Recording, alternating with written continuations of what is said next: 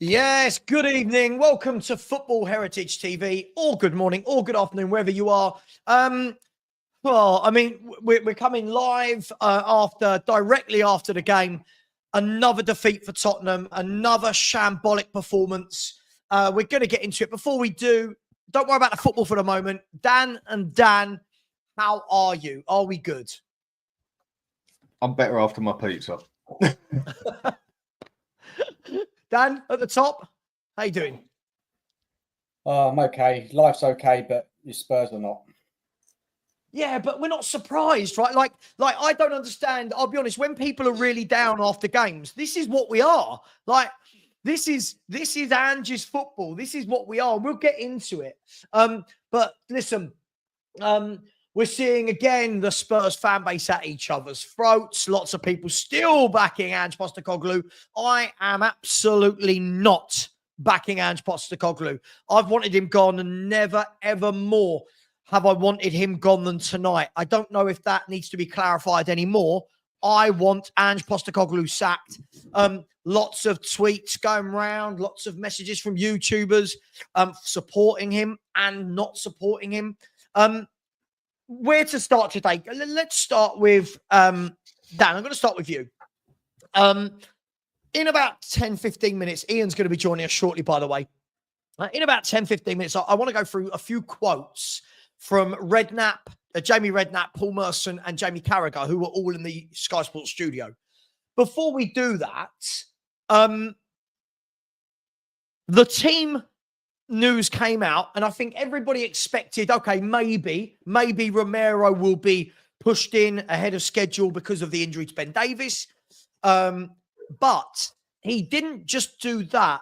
He risked it big time. He put in Van der Ven and Romero, Dan, leaving out the only fit centre-half at the football club, right? The only fit centre-half was left on the bench. Did it pay off?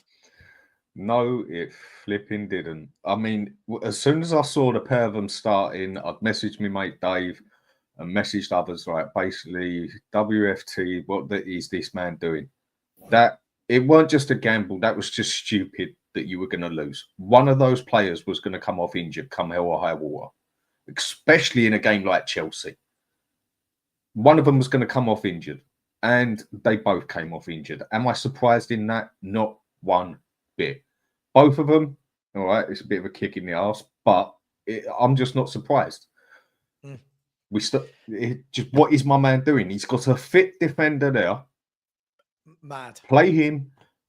And then personally, I would have played him on the left, Romero on the right. I would have left Van der Ven out because I feel he's been playing better overall this season, because I think Romero, whatever, I think he's been one of our worst players overall this season, especially for the standards you expect of him. So I would have played him and Dragusin together, let Van der Ven get fit so he can save our ass on this high line a couple of times. And you could see he couldn't even cover the ground properly today. He was not fit. If he was, it was 70%. And he's busted himself again. By the time, if this manager don't leave yesterday, by the time Van der Ven plays a couple more games, he's going to have no hamstrings left and his career is going to be ruined. Well, yeah, look, I mean, Dan at the top. I'll actually be happy when Lubo gets here. It won't just be Dan. Dan at the top. Listen, we need to talk about this, right? He's got Radu Dragusin, who is a fully fit centre half, and he makes the decision to bring back both Van der Ven and Romero at the same time. Again, we have to question that sort of mentality, that management, don't we, Dan? Look, first of all, big up Savva and Dan. Didn't say hello when we started the stream. Big up to everybody in the chat. Yeah, an awful day. Mate. Awful day. But like, it was a massive risk playing those two. You should have just played one of them. And look what's happened. Both of them now are injured. And maybe it's Ange. He's just, he's trying to save his job. And he's just thought, look, I just have to play the best team I can.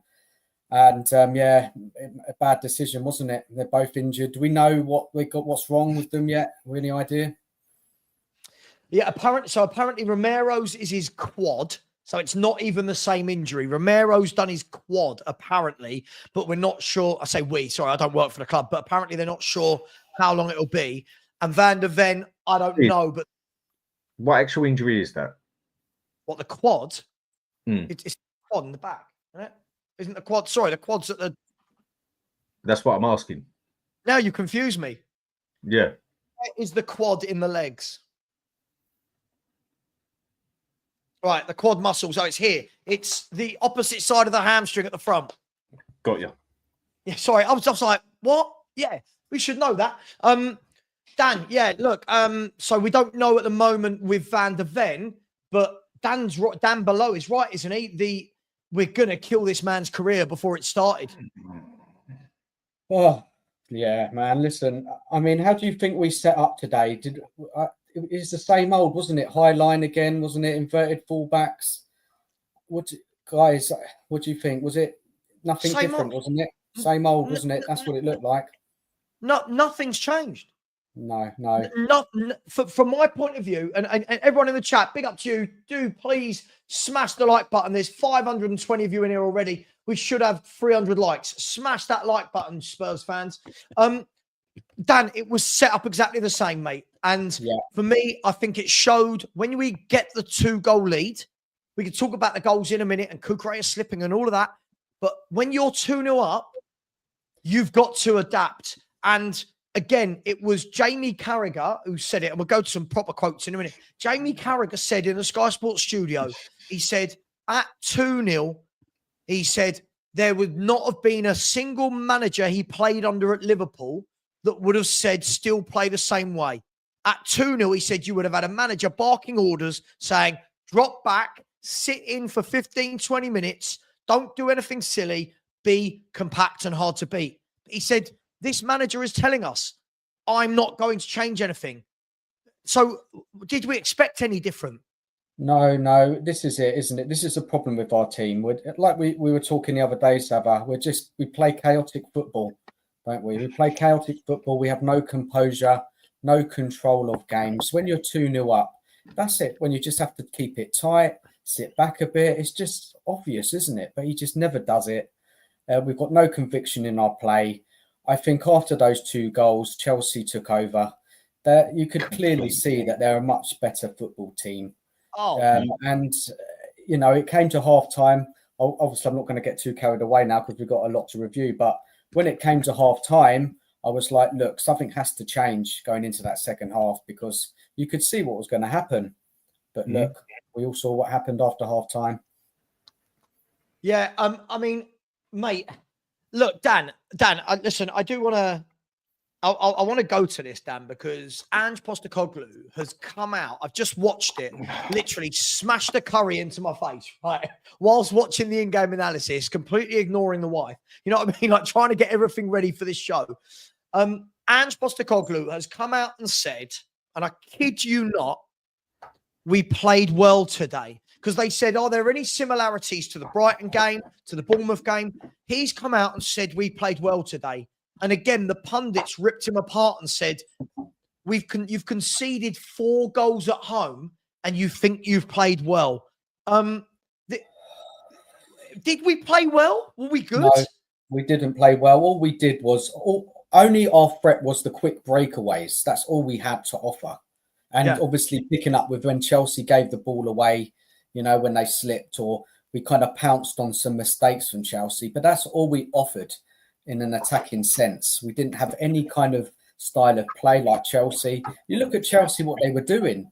You could clearly see that their manager is working on something with that team. And you could see what they were doing. We just, unless it comes to Kulu and he quickly sprints up the pitch, you know, we pick up a loose ball. It's just not good enough, man. It's not good enough. It's rubbish. Let's be honest. It's rubbish. The fact that you just said that, do you know what? Bollocks, mate. I need a beer after. This man has not got a clue what he is doing. I'm sorry. Isn't he? You know what? If he just had half a Scooby-Doo on how should I put it? How you've got to play a game, a whole 90 minutes, if he could just adapt at certain points in a game, it would take him further. I'm not saying he'd be good, but it's just the fact that he's so stuck in his way. He might as well just go play Game of Thrones and get that long sword and just stick it through himself now. He's done, mate, and he's done himself up. And what he goes and says, what is the matter with you, mate? I keep saying, how can he say we played well? How? Based on what? Well, this is the thing, Dan. Why can't he come out after a game? And I'd have more respect if he came out and say, "Yeah, we were schooled today. We weren't good. We were terrible in possession. He said, the referee, a lot of bad decisions. He said, we had the chance to kill the game off. You're like, hang on, mate. Fraser Forster's made 4 or 5 worldies. What? Yeah. We've conceded 4, and the goalkeeper was our best player on the day. And this manager's going, yeah, we played well. And fans, there are fans I'm seeing already going, thought we played quite well today. It was only a narrow defeat. What? It's bollocks. What are we doing? We are denial FC. 4-3 was it wasn't 4. It was 4-3, but that made it look better than what it was. Yeah, first 20 minutes, we got the goals through mistakes. I don't care that they were mistakes. We took advantage of it and we were clinical over it. Brilliant. That's what you want your team to do. I don't care how we got the goal. The fact that we took advantage of a situation is exactly what I want to see my team do in that situation, yeah? And we actually looked all right for the first 20 minutes. We weren't all sitting in the middle. Yes, there was a bit from the wing-backs coming in, but it was usually one at a time and they was keeping it a bit wider than that. And we actually looked like that we was on it. But then after 20 minutes, we got them goals. All of a sudden, it started stepping down. Chelsea realised, okay, we've mugged ourselves off here. Nearly done it a couple more times to themselves. And yes, then they upped their game. They changed the way they played with us.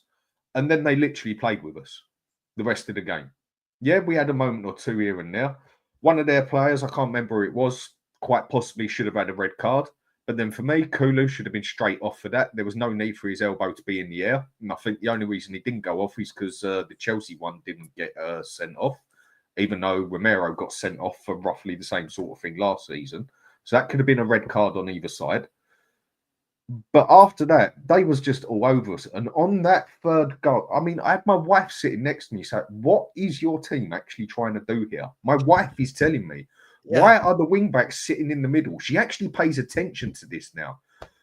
And then on that third goal, when Palmer, the one who we said, why would we buy him? We want Johnson, he's better. So a lot of people told us. And he literally took it round, what was it? 1, 2, 3, 4. Oh. Was it 4 or 5 players before he got it in the box and got it over? And I just had to sit there. My wife is like, what is happening? When he done that, I just had to sit back and almost like, fair play, mate. Fair play. But guys, this is, he ruined us. Lubo, welcome to the show. I mean, what have I missed? What have I missed so far? Well, we're currently talking about Ange saying that we played well today. We've lost 4-3 at home after being 2-0 up. And Ange is I think we conceded 19 shots. Another game where we're nearly into 20s. 19 shots. Forster was our man of the match, and he said we played well. Lubo, you were there. Spurs played well. Ooh. Loads. I mean, I've got loads to talk about.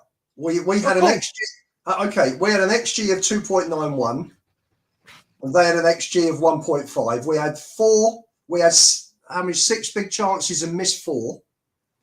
I mean, they were the better team, no question. I thought the first half hour was like a boxing match. Cool. And after that, I think Chelsea showed the golfing class. Thought they were much better than us. Having said that, did we miss some open goals? Jesus Christ. Did we miss some chances? Oh, God. How did Son miss that? We did. But I mean, question was, how did he not make it 3-0 after 12 minutes? Sure. Sonny, when Udogie went offside and then stopped and Sonny made the run, and we're 3-2 down, and you put it wide of the post, and you just look at you thinking that will cost us big time. Sure, but what about their chances? What about their chances? Absolutely. What we know about Ange, we know about his system is shit. We know that. We know he gives everybody lots of chances. Tonight, I want to talk about the players. For me, personally, it's your show. You talk. You're running the show. But for me personally, this isn't about let's carry on screaming at Ange. This is about players who are bloody useless. Useless. Sure, just not up to it. Seriously, not up to it. And I don't ever want to hear anybody tell me that Gray shouldn't be given a chance in front of that idiot Basuma. Jesus Christ. Jesus Christ. He's got to go. All right. He is a bloody liability. All right. We will talk about the players, but again, we can't get away from talking about the tactics. We're 2-0 up, and he's still wide open. He's still got the defenders trying to play the ball out the back. He is asking players to do what they can't do, right? No manager adopts these tactics. We can talk about XG. I don't buy into all that XG bullshit because Chelsea had much better chances than us and should have buried that game. Should I say 1.5 in open play? That was a one. Sure, if we're going to talk penalties. How ridiculous were those penalties? What? Hang on, Ian. One thing at a time. If we're going to talk about expected goals, etc., well, what about in the first half where Cole Palmer miskicked the ball? That should have been 2-0 at the time, right? What about all of the saves Fraser Forster made? Right?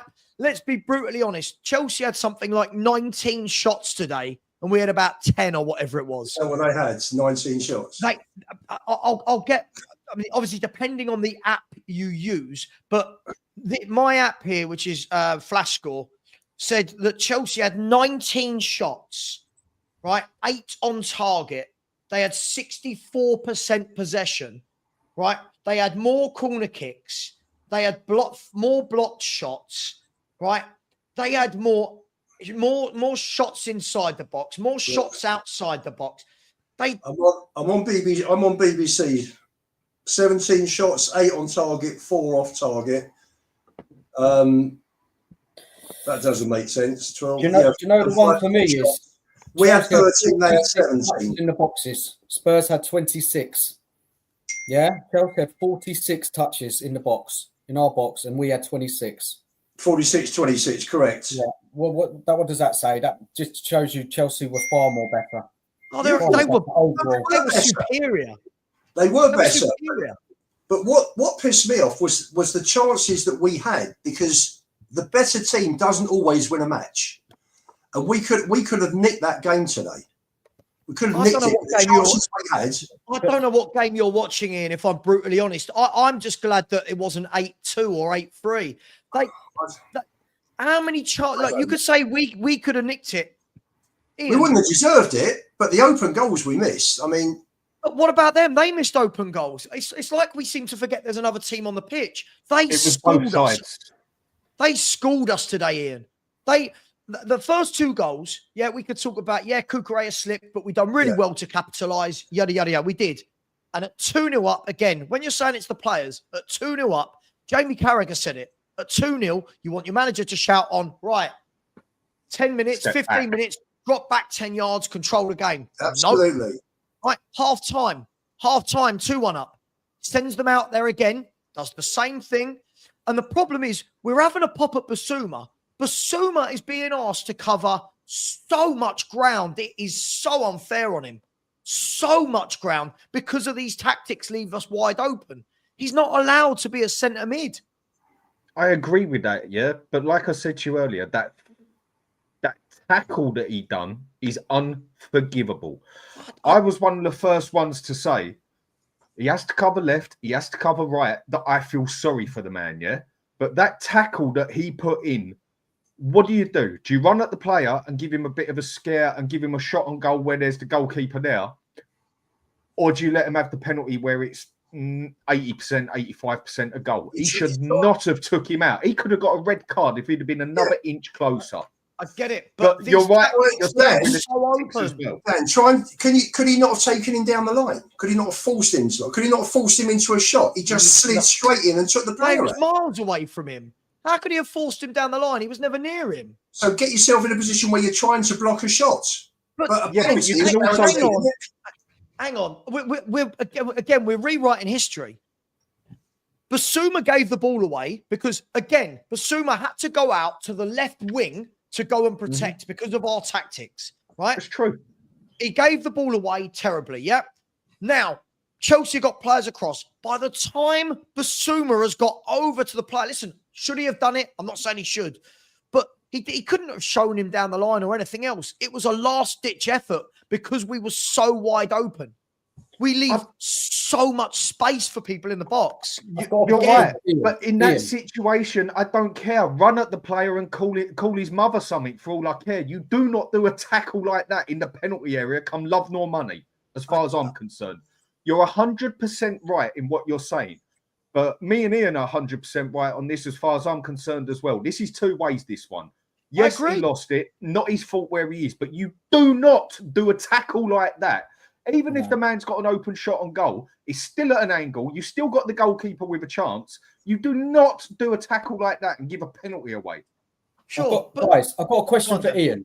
Ian, why tonight are you putting this on the players? Not just it's on the players. I tell you why, Dan. It's on the players. Ipswich and Palace and Fulham and all of these games, Ian. Why specifically tonight? I tell you why it's on the players. Because again, we go off like a house on fire. We're attacking them, putting pressure on them. Cucurella slipped also because he came out with the wrong boots. But all of a sudden, it's funny. We're saying all of a sudden we took our foot off the ball, and then we're giving the ball away. We're losing possession. That's on the players because they're trying to play out from the back like he asked them to. No. Yes, he no. Not just playing out. I'm not talking about playing out from the back. Oh, come on. There was footballs going on in front of me in midfield. They were losing the ball. All of them. But Ian, all of them. There was hardly one player that wasn't giving the ball away. Ian, I agree with you on that front. But how can we not see it's the same thing every game with the tactics? It is so wide open that the moment you give the ball away, we're in no shape. Right. Okay, let me sum it up. Ange should go tomorrow. They should put Mason and Montgomery in charge. Finished, as far as I'm concerned. I agree. He should go. I agree. Let's start playing proper football, proper tactics in a proper system, and let's put round pegs into round holes. And let's start playing properly and maturely, and not like bloody FIFA 24 or 25. This is ridiculous. Mate, you don't even play FIFA like that. You don't even play FIFA like that because you get done. That's how bad it is. Yeah, I was listening to Alan Pardew on Radio 5 coming home, and he was saying that he just can't believe how open they are, how he's not actually said to the players, right, you're 2 up, put your foot on the ball, slow it down, control the ball, keep the ball, make sure they don't come straight back at you. I mean, they scored within 6 minutes, haven't they? They all stood off Sancho. I mean, go on, son, have a free run across the box and go and have a free shot. Pathetic. Now, that's not down to Ange. That's down to basics. Those are fundamentals that footballers should not be doing. I agree with you, but how many times today, again, for me, one of the key things, guys, going off on a bit of a tangent here, is every club has realised now, every club, get down those channels because Porro and Udogie, maybe not through any fault of their own, are never actually in position. And how many times in that first half did we need warning that Sancho and Cucurella got in down the left because Porro is nowhere to be seen? Again, that is tactics. That is tactics. Players, are they good enough? I'm not saying the players are good enough for X, Y, Z. But these players should not be 11th in the Premier League table. Yeah. And by the way, I just want to put this out there. In 14 months, guys, just under 14 months, sorry, since Spurs lost the first game under Ange to Chelsea, Spurs have lost more league games than we've won. So when people tell me we're going in the right direction, give him time. Everything is getting worse. Everything. The defending is getting worse. The tackling is getting worse. Going forward, our patterns of play just look so hurried and rushed. Like, I don't know, guys. Every manager, you watch Southampton, they'll figure it out. I'm not saying we won't win, but they'll figure it out. The system doesn't work. The system doesn't work. It's not working. It's not worked for a long time. Anybody can beat us. Ange has just got to go. Nothing's happening. We just got to be honest here. We can blame the players. We can blame Levy. We can blame the wind or whatever. It's not working. Yeah, the system is not working. Ange has got to go ASAP to save our season. I'm not having it. I'm not having any. I've got to tell you something, Dan. I was one of the people that was saying, we'd be much higher if we had a proper manager and a proper system. I'm not so sure. I don't think these players are good enough. No, I think we can do better with another manager. Do much better. I think we can do better, yeah. But do you know what, Ian? I'm partly with you on this, yeah. Because I do think we'll do better with a better manager that, again, I repeat myself, but plays the players to the sync they play, the right formation, plays them as bloody wing backs, not inverted crap. Yeah. Plays the right players to what they're good at, yeah. But a couple of things that hang on a second, Ian, a couple of things that those players pulled off today and have done in other games just shows how brain dead that a couple of them are. Again, Basuma and Sarr today, what they did in that penalty area was unforgivable. But then on the tactics side of it, where else are they meant to be? But no professional player, bar maybe a Roy Keane, who is my idol player, would have pulled off what Basuma done today. No matter what the situation. Sure. I just can't. The problem is, you look at it, right? You watch most teams play football. I watched the Fulham Arsenal game, right? Fulham do not have a better team than Spurs. I don't care what anyone says. They do not have a better 11 than Tottenham, right? They don't. Brentford do not have a better 11 than Tottenham. Bournemouth do not have a better 11 than Tottenham. Nottingham Forest do not have a better 11 than Tottenham, right? Again, this is round pegs in square holes, right? I watched Fulham v Arsenal today. The two centre mids, funnily enough, were always in central midfield.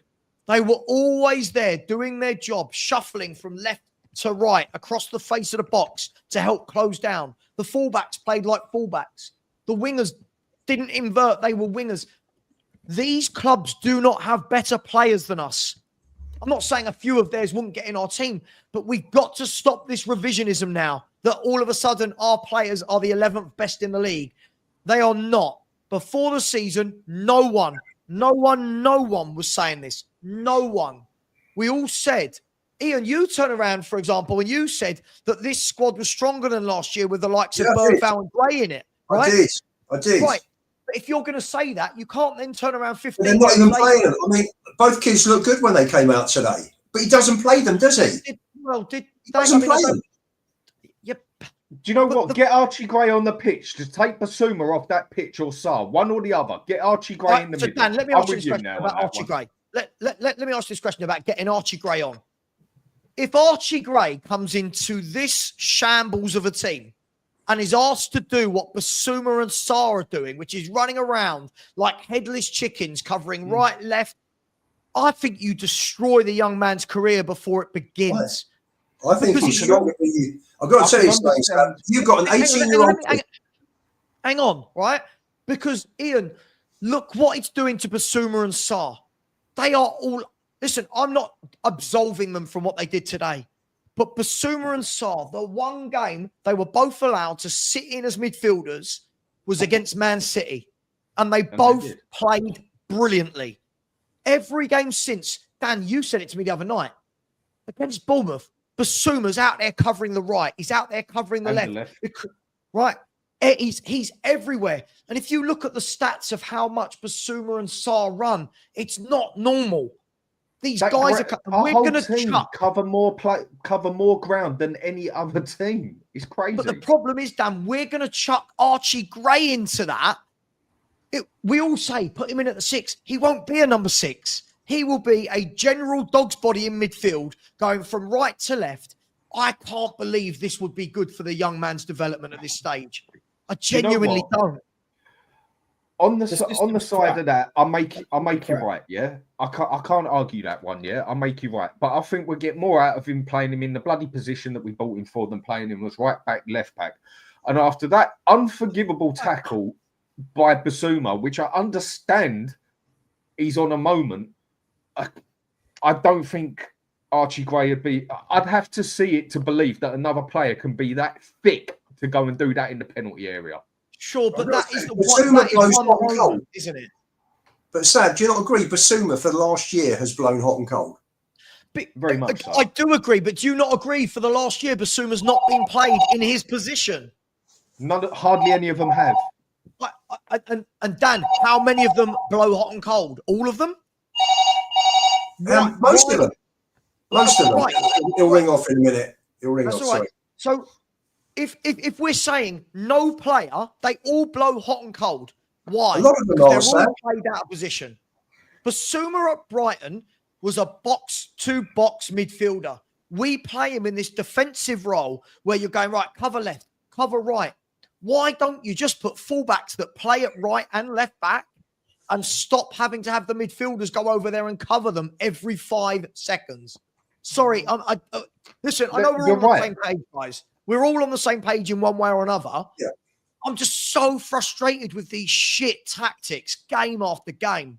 It comes down to the tactics, mate, mainly. I've been saying it for God knows how long, yeah? It is down to the tactics. But after some of the stuff I saw today, I've got the attitude of like, do you know what? Chuck him on the pitch. He can't be any worse. That is the attitude it's given me. Not a good attitude, no. Maybe I'll calm down a bit. But after that today, that was unforgivable by then. And our tactics overall, how long have we all said? They don't play them the right bloody way. Basuma is not a defensive. He can defend, but it's not his prime. He is prime at getting that ball winning and getting forward as the box-to-box than with a short little pass. He dominated at Brighton with teams like us, Liverpool, Man City, Arsenal, Chelsea, and the list goes on. But on other moments, when it comes down to the crunch, he has proved time and time again that as soon as the pressure gets on him, he does one of the most dickhead things you can do. And he's done it a fair few times. But I also understand what you're getting at as well, because it's right as well. I must say, listen, the tactics, let me just say, the tactics are awful. They are dreadful. The system is, he's trying to invent the wheel. And what I heard him in the interview during the week after the match at Bournemouth, I think it was Friday. I think it might have been Friday's press interview, when he said that I'm here. I do it my way. Otherwise, what's the point of me being here? And I just listened to that, and I just thought, you are living on borrowed time. You're a dead man walking. You are a dead man walking, because if you don't realise that what you're doing is not conducive to consistency, not conducive to taking the team, to helping the team maximise their potential. They're killing them in training, I hear. The training far too intensive. They're killing them in training. Just everything, and he doesn't change. I know. He's just phoning to say, I'll send you £1,000 every month. Yeah. Keep saying nice things, Ian, please. I thought he didn't look out of place when he came on, did he? Or Bergvale, I must say.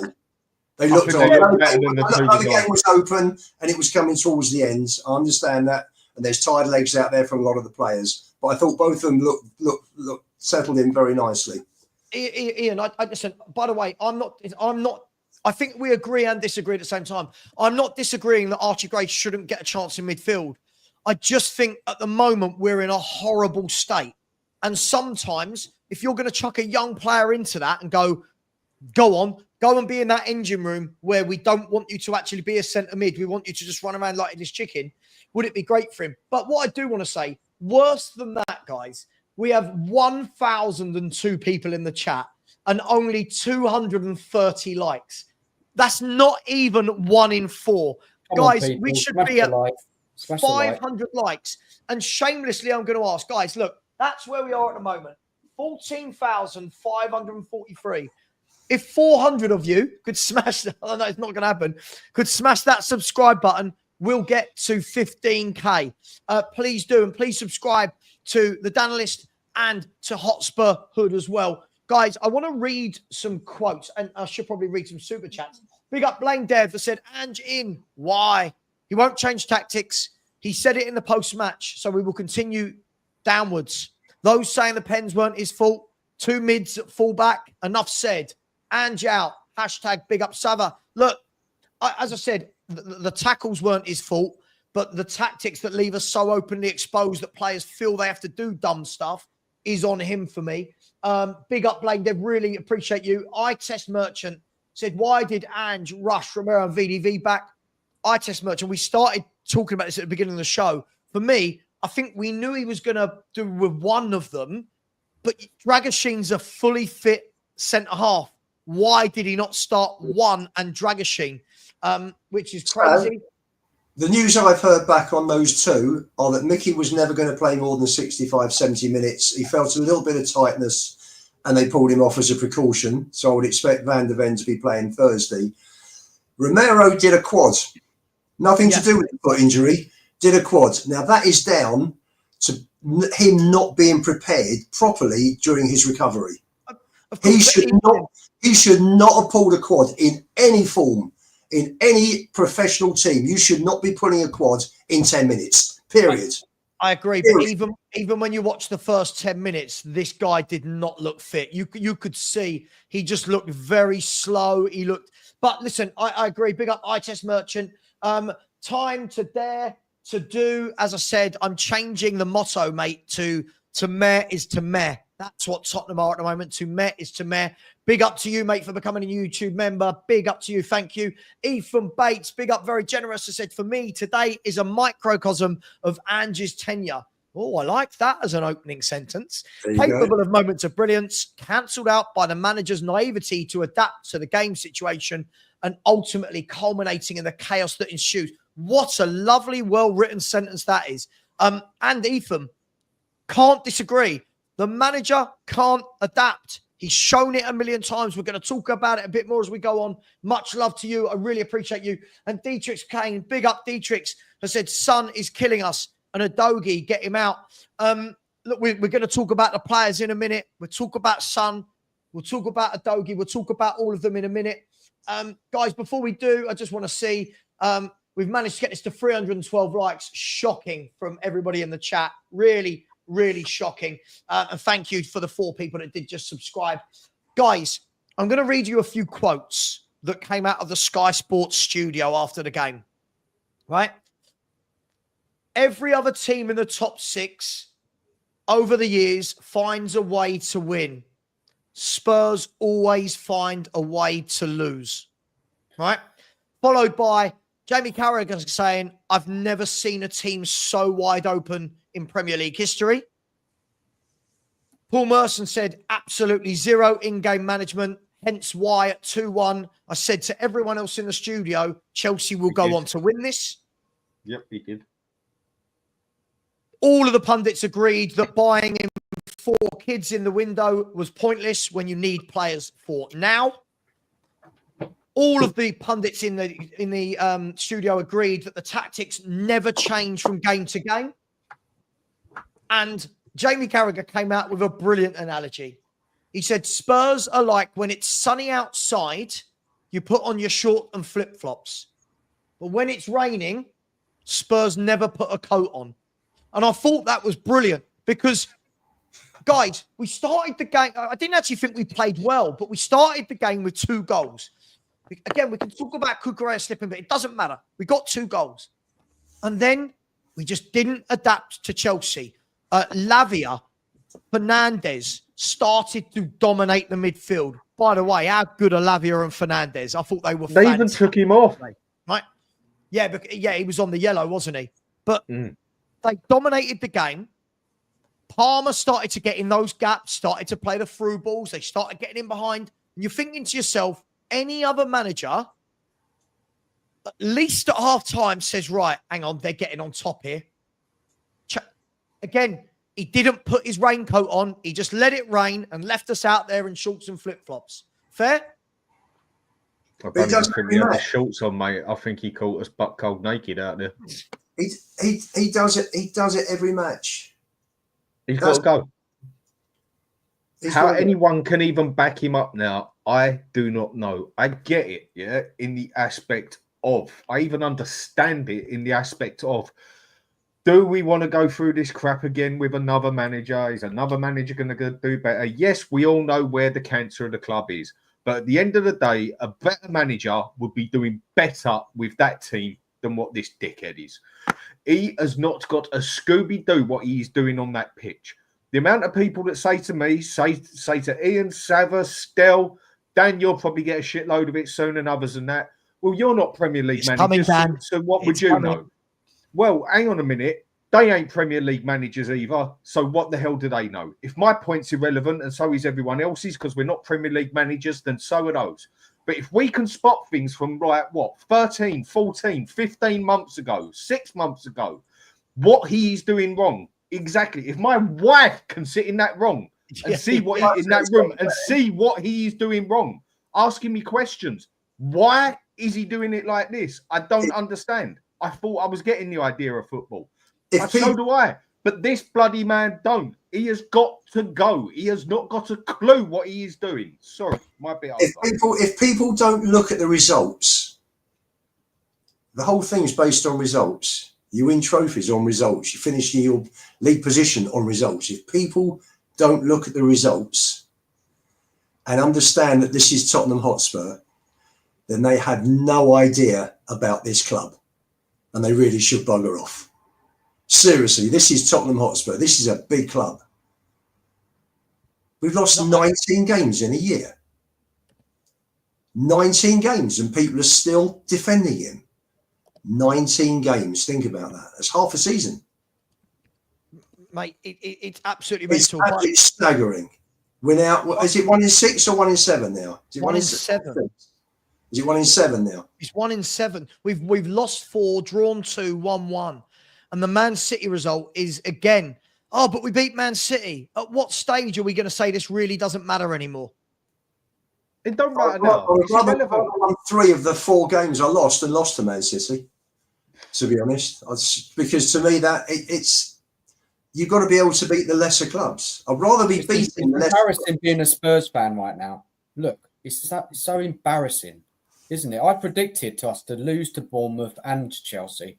I can't see where our next win is coming from, possibly Southampton. But I've got no confidence anymore under this manager. He has to go, surely. Surely he has to go soon. Does anybody think he's going to go Monday morning or a bit too early still? What I think is going to happen, Dan, mark my words on this one, yeah? Personal opinion. I think Levy is going to sit there and realise, nah, he's done. We ain't getting Champions League now, but okay. I reckon he's going to wait till the end of January. Maybe get a little play. Wait until the end of January. Probably spend no money whatsoever and then sack him right at the end of January, mid-February. And then he's going to turn around and say, well, the reason I didn't put no money into it is because I don't trust the manager, but I wanted to give him a chance for the club. Daniel Levy written all over it for me. Look, so we don't have to put extra money in. Guys, over the last, here you go. So over the last 12 months, we are now 13th in the form table in 12 months. Let that sink in. This isn't, people say, oh, everyone goes through a blip. This is a year. This is over a year. We are 13th over a year. Now, yes, some of it's by 1 point. But now Bournemouth, by the way, in the last 12 months have 5 more points than Spurs in that time. Bournemouth. Do you know at the time that this form table for the last 12 months started, Spurs were 20 points above Bournemouth in the Premier League table? And they've taken 5 more points than us in a calendar year. Bournemouth have sold their best striker in that time. Bournemouth have got Adam Smith at right back. No offence to him. Bournemouth have got a 19-year-old at centre half. Bournemouth have got players like Ryan Christie. Oh, he's rubbish from the Scottish League. Blah, blah, blah. What? Bournemouth. Guys, I don't know how bad it needs to get before people will go, yeah, this ain't good. I just Forest don't are know above what us. more has to happen. Forest, they're fifth, 25 points. Chelsea are 11 points above us. We're like 15 points away from Liverpool. Bournemouth are above us. Brighton, Brentford, Fulham. We've got better teams than them. I'm sure we have. We shouldn't be this low in the league. We shouldn't. I don't know, man. I just don't know. I just don't know what it's going to take. Dan. Yeah, there you go. So people are telling me that Forest, Brighton, Bournemouth, Brentford, and Fulham have all got better squads and better teams than Tottenham Hotspur. They haven't. We're just poorly They've got managed. better managers. Yeah, they've got better managers. Yeah. Look at that. Well. By the way, Dan, let's have a look at this, right? Everyone in the chat, I don't know who knew this. Big up to the 1,062 that are in here. It's absolute crazy numbers. But only 336 likes. Please, people, guys, we've got to get that over 500 immediately. Please, it is free. I don't ask for anything else, but it's free. Guys, there are 3 teams. If you look down here, there are 3 teams with more defeats than Tottenham Hotspur. The bottom 3. We have lost 7 of 15 games. 7.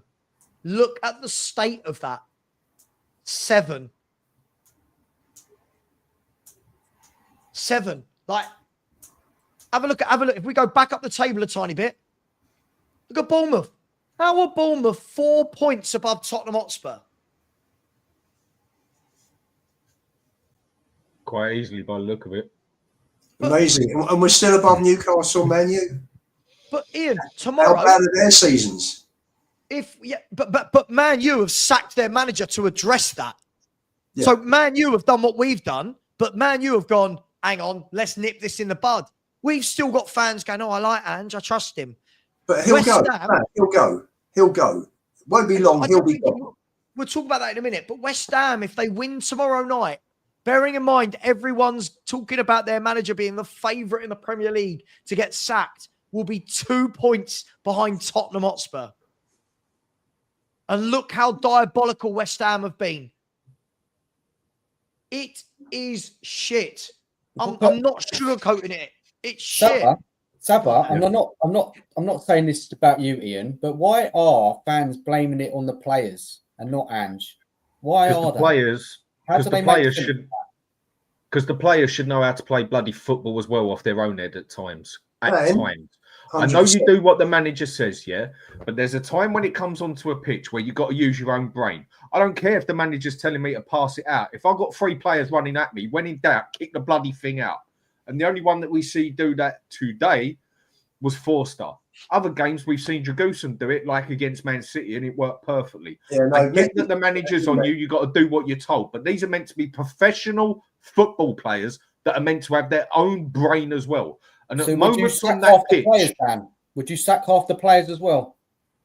There's nothing wrong with doing it in a moment here and there. I'm sure they got their own brain for certain moments. Now, if a player goes on that pitch and does nothing what the manager says, then I get the manager wants to get rid of it. But there's certain moments in a game where a player has to use his own brain. Surely not. Surely. Yeah, they do. But the system's not when it's all game, every game. You know, when it's all game, every game, you've got to ask the question, haven't you? Is Basuma and not as good players Casado? Surely they're similar level of players, you know? Not for me, Dan. I think Caicedo is... but he's younger, isn't he? In my opinion. He's probably a bit better. But is he that much better? Oh, he had much better games. He was much better today. Yeah, but Basuma, I was a big fan of Basuma. And for what he's got as a player, I'd say I was once saying he's got more than Bentancur as an overall player from the way I used to see him play at Brighton. Since he's been at Spurs, bar games here and there, I say it like Savva said it, he's been shit consistently with an odd good game here and there. But the player's got something. He just ain't got the mentality by the look of it. Also today, Chelsea, they do have a better team than us, then don't really, man to man. Do you think? Hang on. Yes, I do. But the funny thing about this, Dan, the funny thing about this is when I bought this up at the beginning of before the season started, I bought this up, right? Which was my Premier League prediction. So this was done before the season started, right? So you can see Golden Boot. I'll probably get that right. Most assists, probably not unless Kevin De Bruyne starts playing some football. Golden Glove, who knows, right? But everybody, as soon as I put this on the screen, went Chelsea above Spurs. Chelsea, they're dreadful. Their manager's crap. Cucurella's crap. Caicedo's crap. Fernandez's crap. Sancho. Like, everyone told me they were shit. Nicholas Jackson's shit. But Badiashile's shit. Fofana's overrated. Now, suddenly, that Chelsea are flying, they have got a lot better players than us. It's like, what? I'm not saying you, Dan. I know you're just bringing it up as a talking point. But it's funny how our fans have flip-flopped on everything from the summer. We flip-flopped on everything, and now suddenly our players aren't very good, when before it was like, I don't know, if we had 2 or 3 players to this 11, we could win the league. Why would anybody not think Chelsea would finish above Spurs? They were the 3rd best team from Christmas, behind City and Arsenal. Poch did a fantastic job, took an absolute mental basket case of a club, turned it round, had the players playing well. Maresca's got an easy job. Pochettino should be getting credit for what Chelsea are doing now. He did a fantastic job, and he's made it nice. I'm not saying Maresca's not doing well, but Poch did all the hard graft. He cleared out the shit. He put players in the right system. I'm sorry, he did a fantastic job. He should have been at Spurs. He should be at Spurs. You've completely belittled Maresca there with your love for Poch. You've completely he's taken them to another level. Poch did a very good job, right? He did, but they weren't playing like this. Chelsea now look fluid. You know, listen, the 2 mistakes they made for the goal, sure. Other than that, how good do Fernandez and Caicedo look in the middle of the park together as a unit? How good do they look? How good's Palmer look? How good does Sancho? Wasn't he right back, Caicedo, today? I thought it was Lavia that was with Fernandez. Yeah, they swapped it at half time. Lavia went off and Caicedo came into centre mid. But look, Chelsea for me have got a better team. But I think what they've got more than anything is a better manager. No one's played out of position at Chelsea, are they? No one. And they've got players with a bit of willpower as well. We probably got the worst manager in the Premier League. I agree. I think he's dreadful. They outclassed us, Chelsea. Completely outclassed us today. I watched them closely. They were so good, Chelsea, today. And it was you know what? Honestly, I don't even think Chelsea were at their best today. I really don't think they was at their best. Their finishing was pretty poor in a lot of ways. I mean, that goal to Sancho's, what's his face? Sancho, the one who just come from Man U. That goal he scored was a beauty. Yeah, really good goal. Really did. No, you can't take that away. You can't grill Forster for that. Nothing. That was a banging goal. Same as Kulusevski's goal was good. But they were cutting through us with beans. They were, Chelsea, through the whole game, cutting through us like butter. Exactly. But I don't think they was at their best. That is the problem. I don't even think they was at their best. Dan, the point I'm making about the players is that when you're on the ball, as a player, any professional player, it is your responsibility to make sure the ball gets from A to B. No one else's. The responsibility of other players is to make options, is to give him options. Yeah. Our players were giving the ball away all the time. Not even under pressure. They were just making poor passes, lazy passes, trying to play Hollywood balls. It was crazy. I mean, Ange just told them to pass it forward.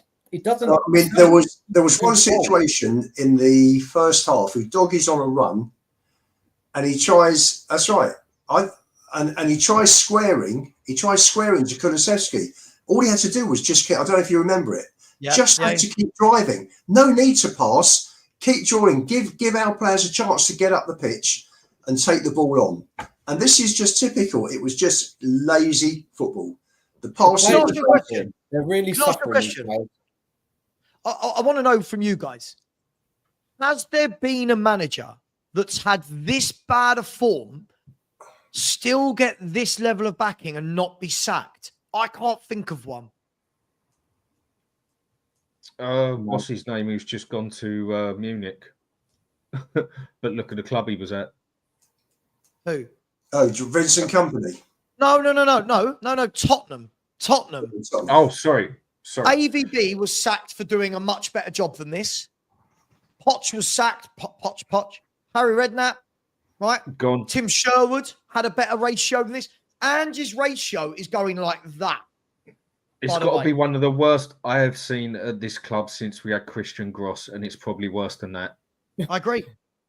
I don't know the exact tactics on it. There's just no progression, guys. No progression in our team. Yeah, we watch it every week. Nothing is making me feel anything is getting better week to week. Now we're not even doing the lose one, win one. Now, lose. Yeah, so that's gone now. Entertaining football. Were you entertained today, guys? Yeah, first half it was fun. But I think the neutrals are, Dan. Dan, all my mates that don't support Spurs love watching Spurs because we're so open that they know they're going to see goals. As a Spurs fan, this whole being entertained, losing the ball like Ian said, it felt like every other pass we gave the ball away. These players, again, if you can't play the way the manager wants, Dan E always says this. I will always give Dan the maximum respect for saying this. You play with what you've got. And if your players aren't all very comfortable with the ball, with one-touch passing, don't play that way. Yeah? Spurs don't look good when we have more possession than the other team. We don't, because our passing is terrible. James Maddison, who's probably our best passer of a football, is the one every game scapegoated. Every game, it is Maddison's fault. He's the one left out. We need to talk about Maddison. We need to talk about Maddison. But don't you think, right, this game, the first 10, 20 minutes, it was just a frantic derby, wasn't it? End to end, both teams were giving the ball away. It was like a punch up outside the pub. Yeah, it was, wasn't it? First half hour. But when the game, when the game slowed down, listen, guys, when the game slowed down and Chelsea got to grips with the ball, they just completely took over for the rest of the match because the class and Maresca's system. It got through us so easily, and it was just easy for Chelsea. I knew we were going to lose that game in the second half, especially when they got that equaliser. I could just see it from a mile. Did anyone think we were going to win it at 2-0 up? No. I honestly thought they'd come back. They was going to do something, but there was this side of me that just said, "Do you know what? I could honestly see us winning this and then getting banged up by Rangers and Southampton because it's the sort of crap we've done all season." The other thing of it is, we have been saying for ages, can we beat some big clubs now? We have, but we've totally reversed it now. We seem to beat the bigger clubs in general and then go and get totally cooked by the smaller clubs now, even though Chelsea ain't a small club. But I'm saying that's the way it seems to have turned. Chelsea was even opening us down the bloody middle, down the flanks as well. That whole midfield, they absolutely destroyed it. And anyone who can sit here and still try and debate with me, like I have on WhatsApps and that, but most of that lot have disappeared, funnily enough, and gone over to a different one. Understandable, I suppose. That Johnson is better than Palmer. Do me a favour. No. People still say they ain't said that. I've had enough people say it, mate. He does his one good thing a match, Johnson, and then he goes missing. And then evaporates. I mean, it was a good cross. Don't get me wrong. Forward line. Look at their forward line today. The way Solanke got that ball, credit where it's due. I didn't see it straight away. I thought he was attacking from the side. Didn't he, Dan? The way he stopped and tapped in and went to the blind side of the defender, I thought that was brilliant. But at the end, it's irrelevant now. So. And the thing is, we're going to come on to Solanke, are we? We'll come on to the players. Yeah, I want to talk about the players. I do. Look, just before we do, I just want to round off and say, listen, there's 1,000 people in here, and I'll say this so that there's no confusion. When people keep saying, Savva, you're ignoring the bigger picture, I can't say this anymore. I don't want Daniel Levy and ENIC at this football club. But the difference is owners don't leave clubs every week, every year. Managers do. This is the harsh reality of football, is that managers live and die by their results. When I say live and die, I mean in football terms, not You know, right? Managers' careers are judged by results.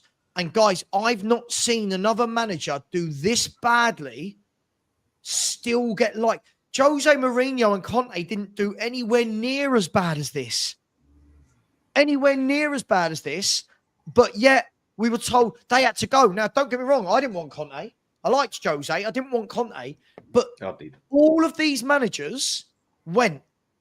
Why has this guy got so much backing? It is dreadful. I think it is, a lot of it is down to the point of where we, and when I say we, I mean Spurs fans, just don't want to see this system again. But sometimes, I know we've had to do it before, so many times. We've been through too many managers and that. It's comical, everything else, I know that. But sometimes, people, you just got to cut your losses and realise that this one is wrong, mate. You have to. I don't want to have to, I mean, forget, I want Ange out here, but I don't want to have to sit here for the next 3 months with Ryan Mason there and everything else. Not that I think Ryan Mason will do any worse here. I think he'll actually pull it off better than Ange. And no, they don't want to go through it. So I think people have backed him up that bit more, or wanted him to stay more than usual. But then it hit a certain point where, as a football fan, if you've got half a clue about what you're watching, you've got to sit there and just say, it's been 18 months. Okay, 2 months was good. The players haven't adapted, or he hasn't adapted. One or the other. So at least meet it halfway or something. He has changed nothing to his system. He brought in most of those players. He said it for the second time and that. We got it totally wrong on the transfer market, even though people grilling other people, what are you talking about? We've had an excellent transfer market. When I'd say that's one of the worst I've ever seen, apart from when we didn't bloody buy anyone. At least we didn't waste any money then. I think this is just why people have tried to stand by him no more. But then some people just seem to... we could go and lose 10, 20 games on the trot and they'd still back him up. So I can get part of it. But haven't we hit that point now where it's obvious he ain't going... No, he ain't taking us nowhere. A fan base on a whole, guys, a fan base on a whole, they're still backing Ange. And Levy knows that. So this is the problem. It's mad. The fan base on a whole, yeah, it is. They're still backing Ange, and Levy's not going to sack him yet. They were singing his name behind the goal today, Postecoglou. They're all in it for the long game. Well, look, keep playing like this. It's going to be a long game, because keep playing like this, we're going to have a relegation fight. Yeah. Well, look, we will. I mean, look, I don't think we'll ever have a relegation fight because the three at the bottom are awful. But I see what you mean. We're going one way, right? Listen, as I said, I went on We Are Tottenham TV earlier in this week, and I was called every name under the sun in the chat about giving time and this, that, the other. That's 1 win in 7, 19 defeats in the calendar year. 19, guys. More defeats than wins in a calendar year. We've had something like 125, 130 shots against our goal in the last 6 or 7 games. 129 in 7 games. 129 in 7 games. 2-0 up at home to rivals. And then, let's be fair, they didn't even, as Dan said, Chelsea weren't at their best. Still came back to make it 4-2. I know we got the goal late on, but still came back to make it 4-2. I don't know what more needs to happen for people to turn around and go, these tactics do not work. Other clubs are putting square pegs in square holes, and they are actually getting the best out of what they've got. This isn't rocket science now. We lose to Southampton, he's gone. Has to go. If we lose to Southampton beat us. How can Levy keep him after that, losing to that? And that would be what? 1 win in 8. What that? The form is there. The results are there. It's not happening. We're going down. We're dropping down the table. How many points is it now from 4th place? How many points? From what? Sorry, 7, I think. Huh? We're 7 off City in 4th, and we're 7 off Crystal Palace, who are 17th. So we're 7th off 4th and 17th. That's the other side of it. where it's actually quite a weird league this year, it's quite a tight league. If we actually went on a win and won 3 games, we'd actually move significantly up the table. But we go and lose another 3 games, we're going to drop down that table just as hard. And I think this is what a lot of other supporters who want Ange in are now clutching on, basically, just praying that he can start getting some form out of it and we creep up the table. That's the only other logical reason I can think of. Not climbing nowhere. Not Oh, I know that. You know that. climbing But I'm nowhere. saying what I think other Nothing's people gonna might be change. thinking. We might get the odd win now and then, but that's it. The odd win's No, going to take you nowhere. I agree. But I'm just saying. Unless we're going to win 2-3 on a row, and I can't see that at the moment. I'm not confident getting anything against Southampton. No, Even neither Rangers am I. today.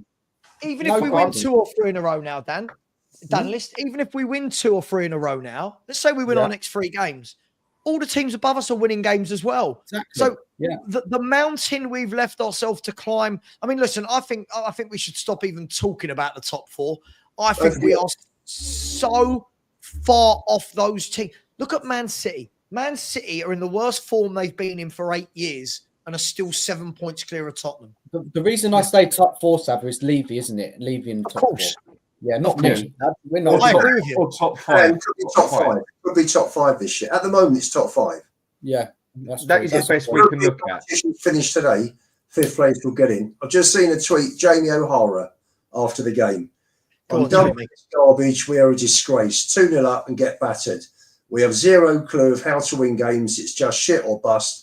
I'm sorry, it can't go on like this. Time to go. Yeah. I'm trying to do is come up with logic on why people might still have a hope for him. I haven't. We haven't. A lot haven't. A lot have. And I'm just trying to come up with a logical reason why. Dan, these people, we could lose to Southampton. Who's the game after that? Southampton? Liverpool. So we've got Rangers, Southampton, Rangers, Southampton, Man United, Liverpool, Forest, Nottingham Forest. I just needed the 2. We forget the Europa League game. We could lose to Southampton and Liverpool. Our next 2 league games. And the fans that like him won't budge. They will still like him. Too many people now cannot turn around and say, that's a great ball. That's a great ball. Oh, Gallagher should have scored.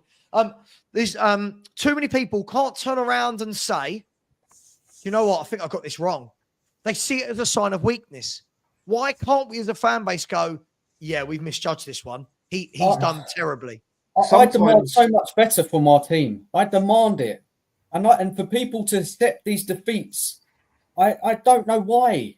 Demand better from your football club. You deserve so much more. Why do people accept this inconsistent rubbish? Dan, they don't understand football. Huh? That's the problem. They don't understand football. Even Ian, even people who understand football are saying it. Even people who understand it. Oh, I think people that are dreamers that think, oh, look at the football we're playing. The football we're playing is losing football. I don't even think it's good football. I don't know. Listen, we went 2-0 up today. We didn't play any good football today. We didn't score our goals because we were brilliant. We scored our goals because Cucurella looks like he's not on his ballet shoes. He did, didn't he? But look, I think it's got to the point again with football. I think it's just the same as the rest of the world. It's political. No one wants to budge, whether you want to call it left, right, bloody centre. No one wants to budge, yeah? As far as I'm concerned, sometimes it takes more of a man to put your hands up and say, do you know what? I got that one wrong. Because we all get things wrong. I've had debates with people on here and they've done me on a fact. I put my hands up, done the same to them, but they won't budge. But then I've had other people give me opinions and I think, do you know what? That's a fair opinion. I'll put my hand up to that one. Too many people that even if you slam facts down on the table, they just won't admit that maybe they got it wrong. They just can't do it. They won't do it. And like you said, it makes some people think that maybe it's a sign of weakness. For me, when you've basically been proven wrong and you have been wrong in literally everything, if you don't put your hands up and admit it, you look more of a dickhead. But that's just my opinion. No, Look, I completely agree with you. It's simple, guys. Yeah, get the results, get the wins. That's it, and then we can see what's going on. But we're not doing that. So I'd love to be wrong. I'd love us to sort it out, and then I'll be happy to say I'm wrong because the results, the points are on the table. That's what most of us want to do, isn't it? Yeah, I would see it. I can say, look, I got it wrong, but at the moment, it's not working. Why are people backing it still? What are they seeing? What are they hoping for? The transfer window's coming in January. Is there any signs that we're going to sign any top players? No, zero. Dan, interesting text from Lynn Simpson on there now. That one. Do you think the only reason they're backing Ange because they've seen good man and fans know Levy is a problem that he isn't going anywhere? Ange was set up to fail in this summer's transfer window by Levy. Let's be straight about it. He was set up to fail. Not this badly. He wasn't set up to be below those teams that are above him. No, I'm not hearing that. No. Stop. I'm not absolving Ange of playing here. I'm just talking about the transfer window. I'm not talking about what happened. The transfer window was rubbish. He was set up to fail. Fine. We had Deadwood that had to go. Done. Good young players came up. You buy them, you bring them in. Done. But he lost several players that were established players, and they didn't go and replace them. I agree. That is where they go wrong. Every club buys good kids, and every club gets rid of Deadwood. Yep. Right?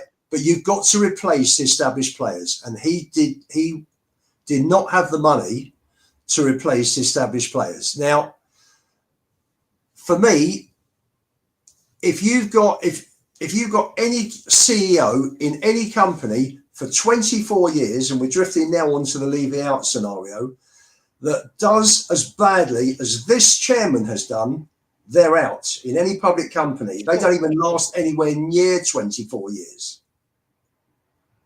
And this is the problem. When I woke up today and I saw a headline, I only saw half a headline that said 24 years of rule and he's gone. I thought, great, Levy's gone. And unfortunately it said Assad. But we need 24 years of Levy to come to an end. He's got to go. I hear you. Seriously got to go, because then you've got to get people in. We've got people that got to come in that want to build the football side, that bring in a football manager and give him money, the right money, to buy the right players. And until that happens, we get rid of Ange. You bring someone in, bring in Potter, bring in Conceição from Porto, bring in the guy that took Dortmund to the final of the Champions League. They're going to go in 18 months or 24 months. They're going to leave, or they'll have a man like Conte has. I don't doubt it, but in no way, shape, or form is our squad bad enough to be below the teams it is and losing the number of games it is. Right? Yes. You and I agree on the transfer window. We've had this conversation a million times, right? But the funny thing is not you, because me and you talk every day, not you, but it's the number of people that are now suddenly coming out with he wasn't backed, when in the summer they were predicting and putting out videos saying we're going to finish second or third. These kids are brilliant. Ange is brilliant, right? At the end of the day, I will say this time and time and time again. Yeah. How are Fulham, Brentford, Bournemouth, Forest, how are they getting more out of the players they've got? They've not gone and had brilliant transfer windows and signed top players, but their managers make them into a cohesive unit. They make them into a team. Ange, for me, Ian, I know you agree with my next sentence. Ian. Right? This is a vanity project. Of course, this is a project of, I don't really care about Spurs. I just want to prove that my football can work on the biggest stage. And as my man Danny, I don't know why I'm pointing that way. As my man Danny said, that feels really weird. As my man Danny says, this football, he said this after the first 5 games of last year. This football is not sustainable in the Premier League. So make us hard to beat. That is not that difficult to do. I think he doesn't know how to play a different way, because he's I played the agree. same way right the way through. It's been successful for him in lower tier leagues, and he's still convinced that he can make it work with the right players. Agreed. And I agree with you. But Dan, he needs the best players in the league to make this system work. I don't think it would work with the best players in the league. It wouldn't work with the best players ever on the planet. You go take that agree. Barcelona team and get them to play like that, or let's go through here and pick the best 11 players that we think could work together. They still ain't getting. They might get top 4, but they still ain't winning this league, or they might get a cup. We've seen Ange adjust this season, right? He has adjusted, yeah, right, against City, right? We have seen him adjust. Occasionally. So we're all saying that he doesn't know that how. was the way City made us play, Dan. City made us play like that. I thought but it was a bit different, Dan, weren't it? Because we had the Sarr and Basuma in front of the defence, yeah? So we can play a different style if he wants to. But he's refusing exactly. to. He's refusing to do it, right? Yep, so he's refusing to do it. So it's on him. He can stop inverting the fullbacks tomorrow, yeah? He can stop high pressing the whole game. Yeah, he can have a bit of possession, keep the ball for a while. Yeah, press in moments, drop back, whatever. He can make that decision as manager. He's not doing it. He's stubborn. He's refusing to, and the results are going downhill. And it's not good enough. I'm not going to stop saying this. I'm not. He's got to go. The other thing is with the stubbornness. Yeah, now I get that, especially of a manager. As you get, they say, as an older person gets older, it's harder to learn as such because you're very set in your way.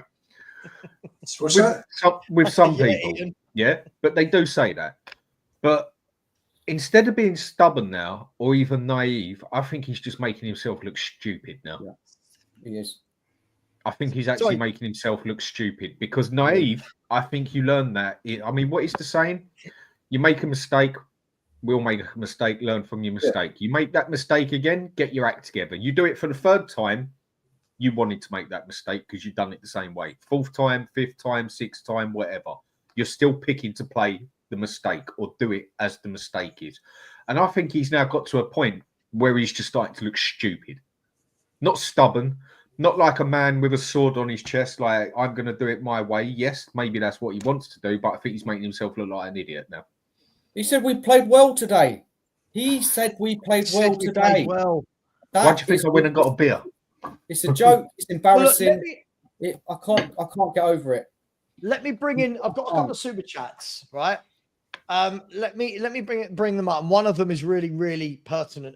Big up to Time to Dare to Do. Thank you very much. Very generous. I said, Ange is delusional. He just focuses on the good 15 to 20 minutes and ignores the rest of the game. We are outplayed. I said at the start of the season, he is a one-trick pony. I completely agree with you. This guy picks the moments he wants in the game and said, yeah, I thought we were good today, mate. But what do you mean? We've just lost again. Like, we are losing games for fun in the last calendar year, Ange. But big up to you, Time to Dare is to Savva, I've got a question for you, Savva. Hang on, let me. Moment for you. Hang on, guys. Please, can I get through my super chats? Yeah, otherwise, I don't get through them, and then. Big up, Alex. I'll come to you in a minute, mate. Blaine Dev has said, great news for all our Spurs fans. Ange will be at the Rangers game as a studio pundit. Blaine Dev, I can only hope. I genuinely don't think he's going to.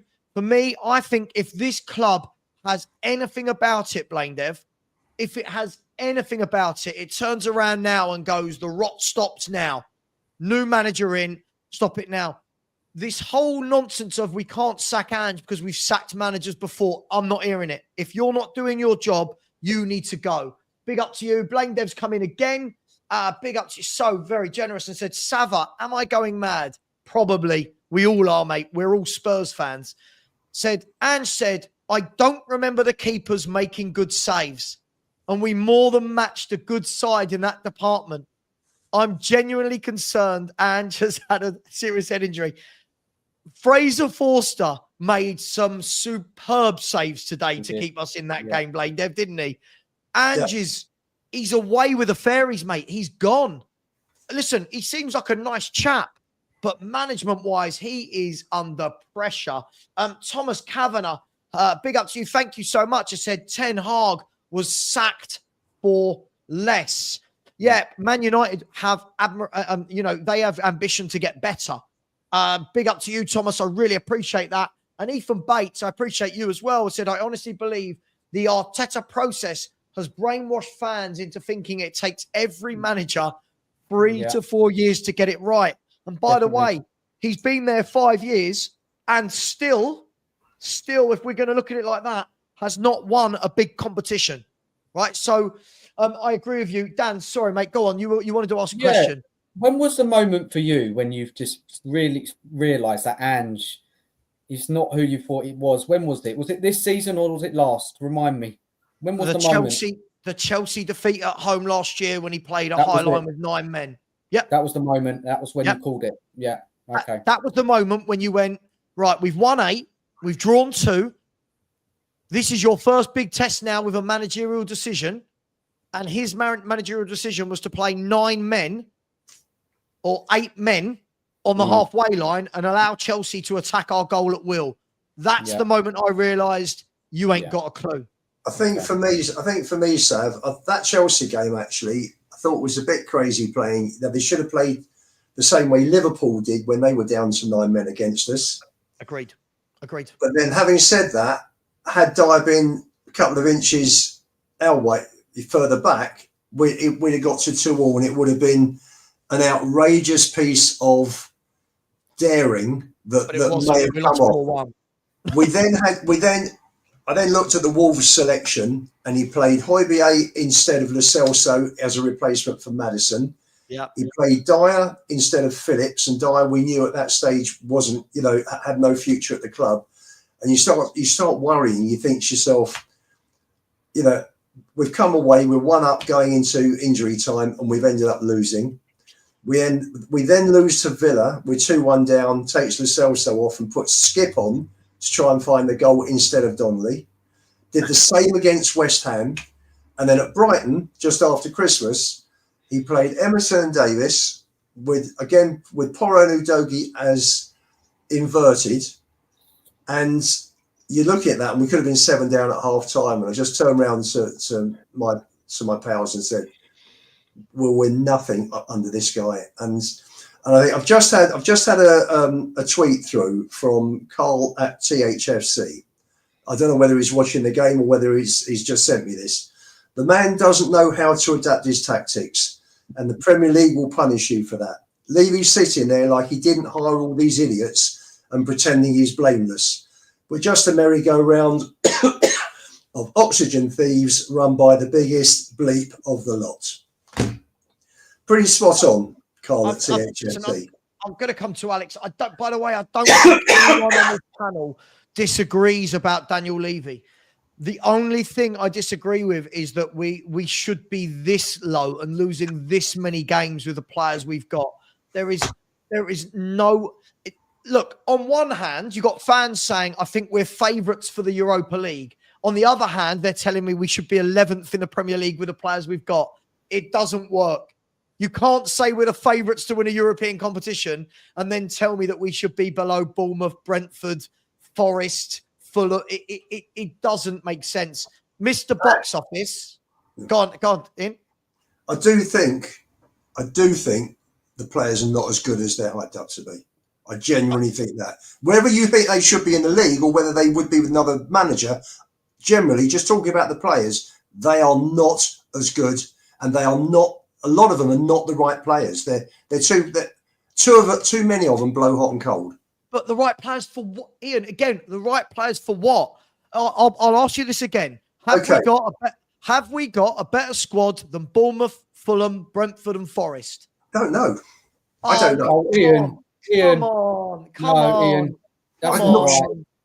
Ian. Come on. We have got players. Hang on. We've got players. We've got players that can't even make 5-yard passes. I'm sorry.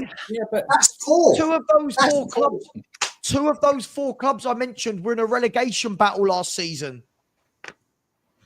Forest and Brentford were in a relegation battle. That was then. And this is now. And we were 5th last season. And what have they? What happened to them overnight?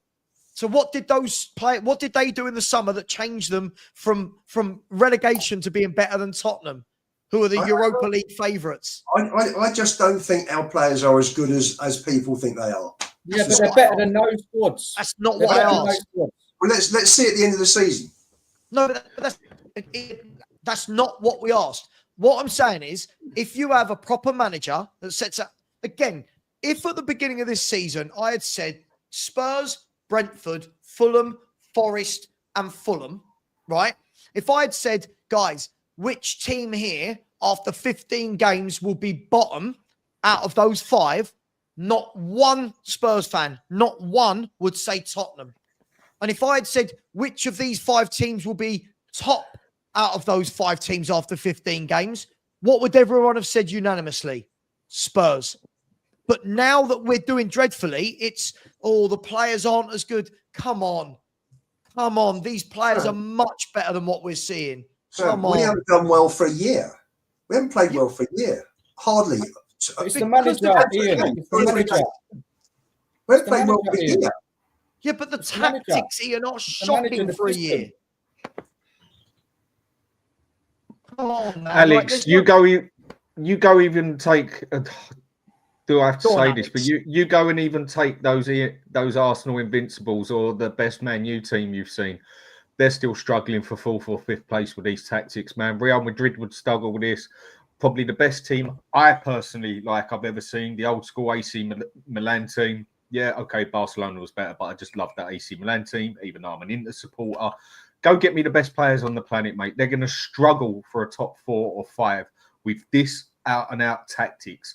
I know players have to be an athlete these days. It's not even really about football anymore. That's why it's got crap, a lot of it, because a lot of it is more athleticism than it is out-and-out skill, in my opinion.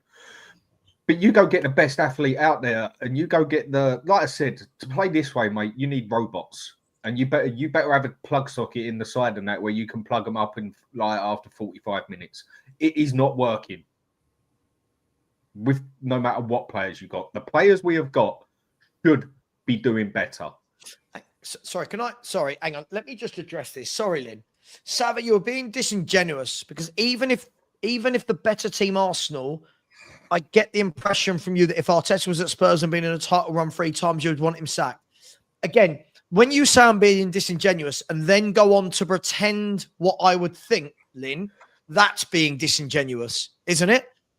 If Spurs were in a title race 3 years in a row, I would be saying, Daniel Levy, get your checkbook out and get us over the line. When Pochettino had us in title races and that team was brilliant, no one was talking about getting the manager out. We were all saying, Levy, spend some money. Levy, back the manager. This is not fair. But, Lynn, I've got this. Sorry, I'm going to blow my own trumpet here. I've got this spot on about Spurs this last year. I say last year, last 20 years. But I've got this spot on about this manager. And now I get people going, even if we were in title races, you'd want him sacked. What are we? Come on. No. Come on, Lynn. I'm really disappointed in you for that, if I'm honest. That's a really, really crap message to put into the chat. Listen, I want this manager gone because we're nowhere near where we should be. We're nowhere near where we should be. Guys, can we talk about the players? I want to talk about Porro and Udogie again.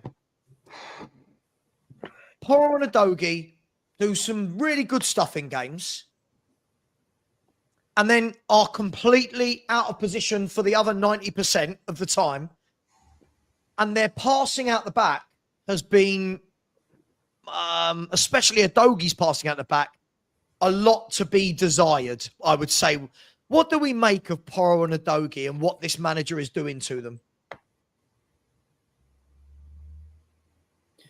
Well, it's hot, it's going to go back to the system thing, isn't it, again? And also, I know, Dan, you like to talk about they're better off as wing-backs, and I totally get that. That's why we brought them in under Conte, right?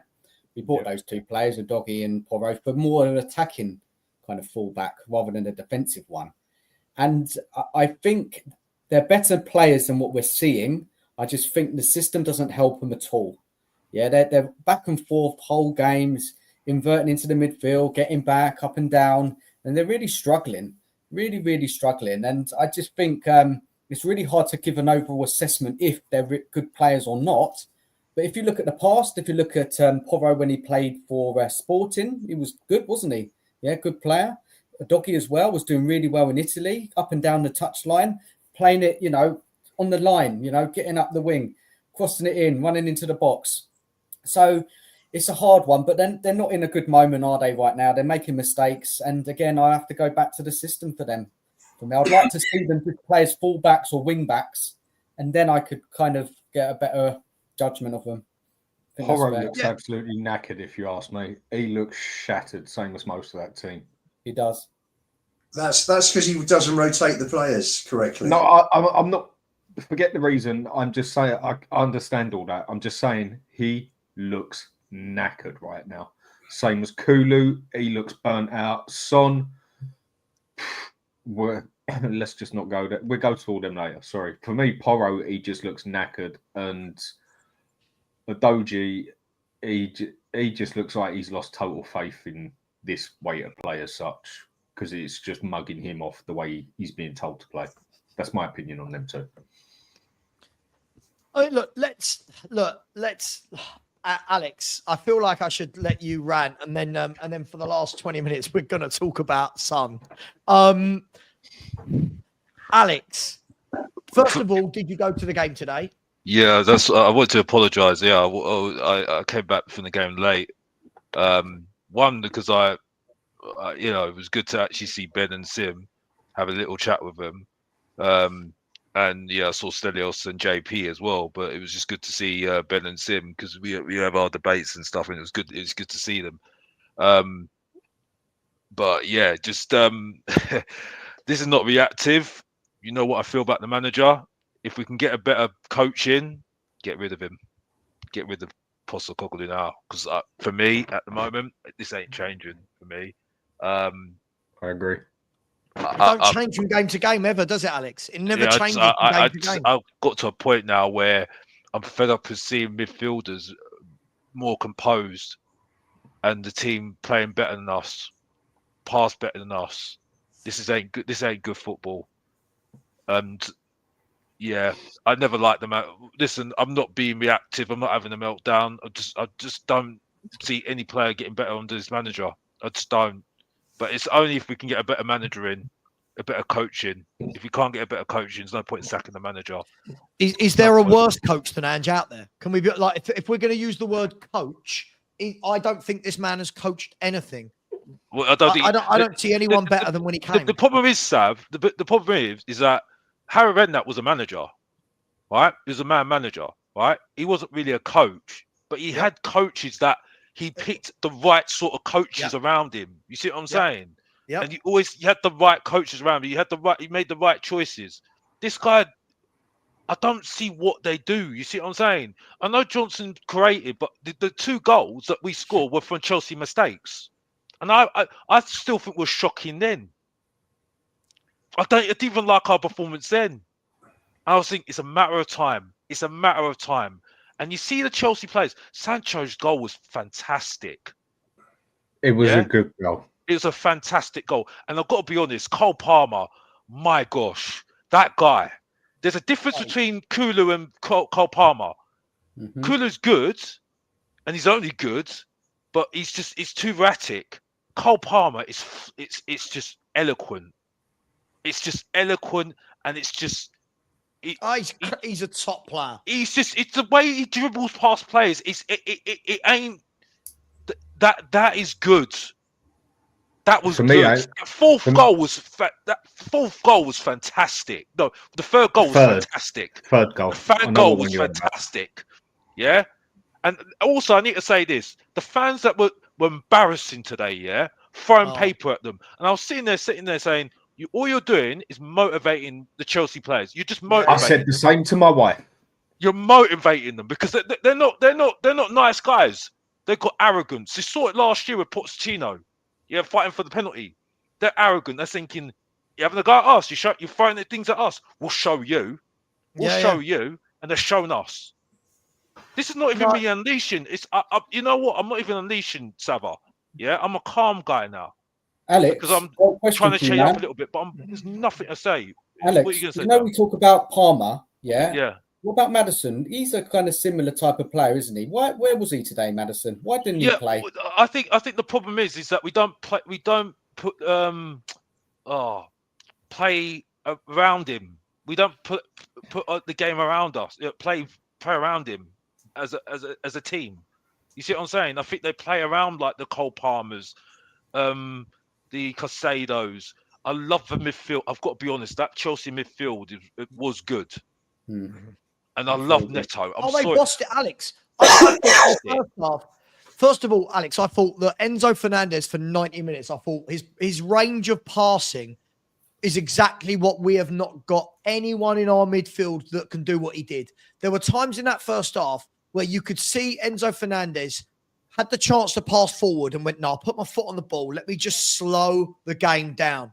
Right? Yeah. Enzo was brilliant at that.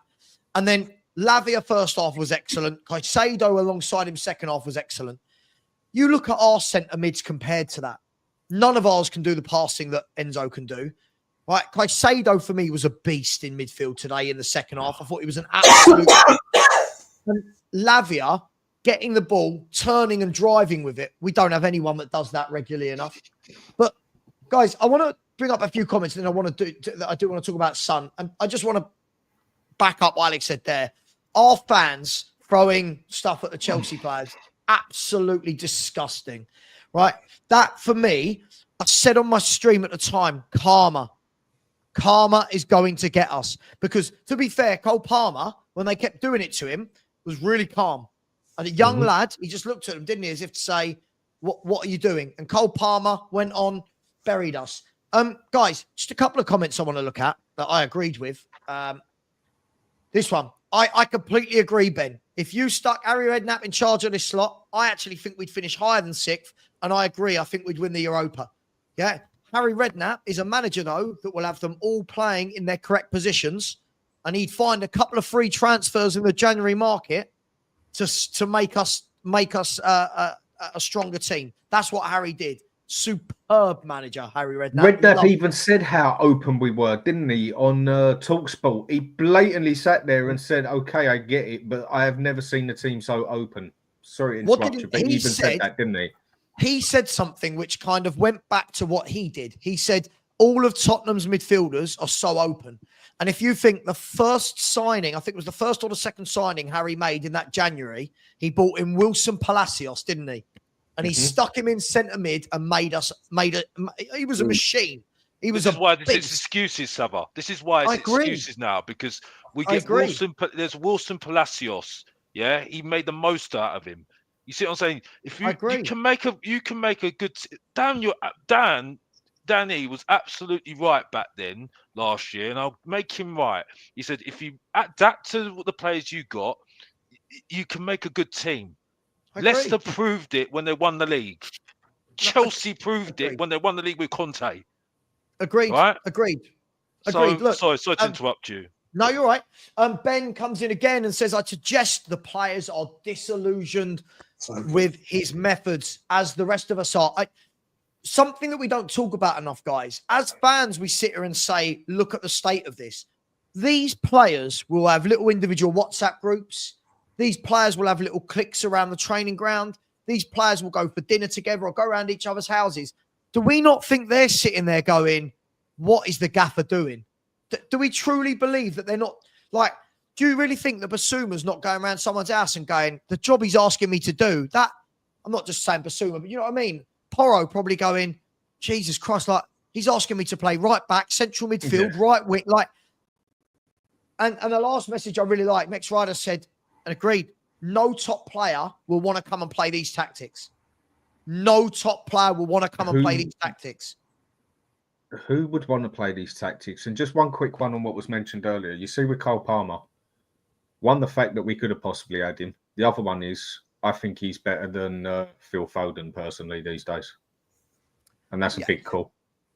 Yeah, it's just an opinion I'm giving. Yeah, I mean, I want to see him do it for 4, 5, 6 years like Phil Foden's done it first. I understand. But yeah, look, he's a top footballer, isn't he? Brilliant. Guys, I want to talk about Son. We've got 15 minutes of the show left. I want to talk about Son. I know he got the goal in the last minute, which was a tap-in. another completely anonymous performance from Son, offering nothing, offering no mentorship, no captaincy.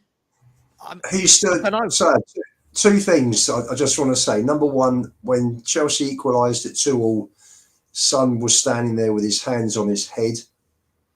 That's no way for a captain to behave. And secondly, I found it sad. I found it really sad today watching Son, watching a player who has just his form, his ability has just dived this year. It's just dropped off a cliff. Just dropped off a cliff. It wasn't great last year, but in terms of goals and assists, it was very, very good.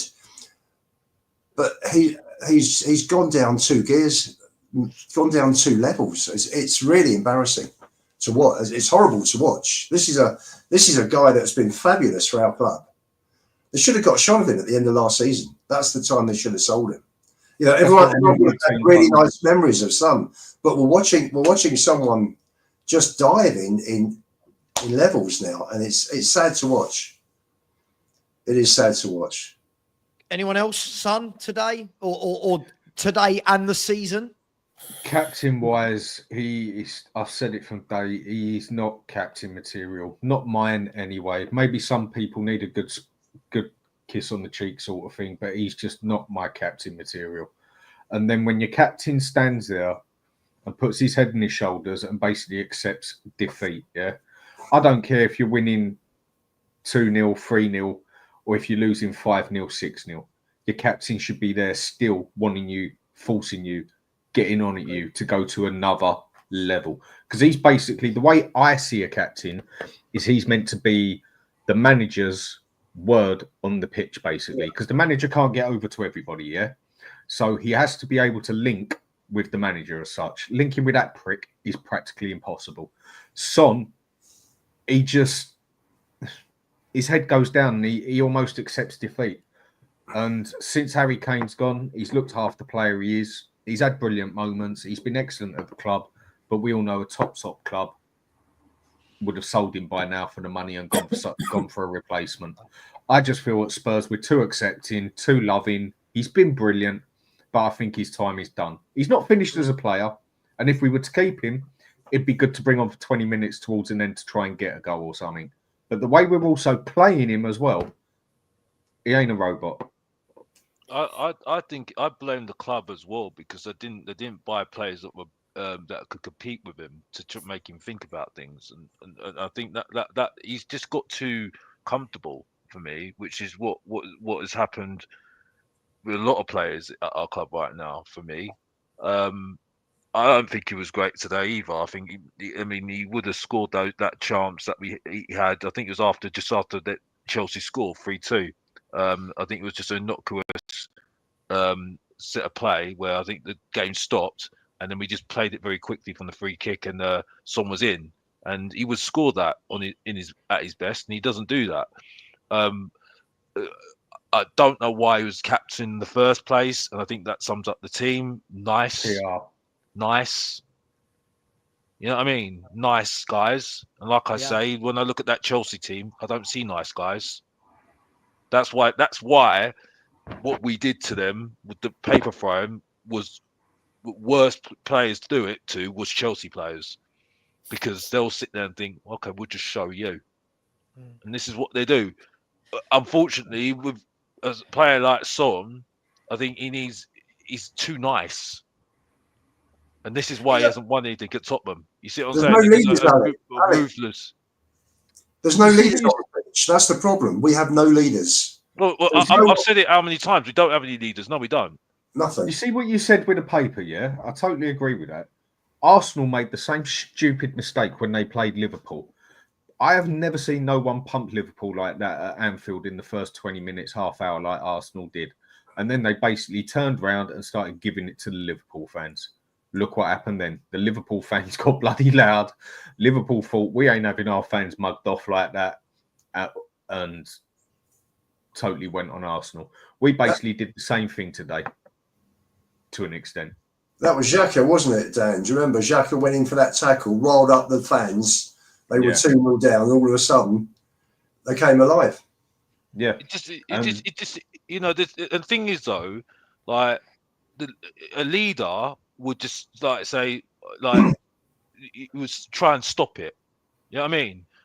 To be fair, in the stadium they tried to stop it, but I think the leader for me would try and stop the fans from doing that. You see what I'm saying? Should have gone up to the fans, correct?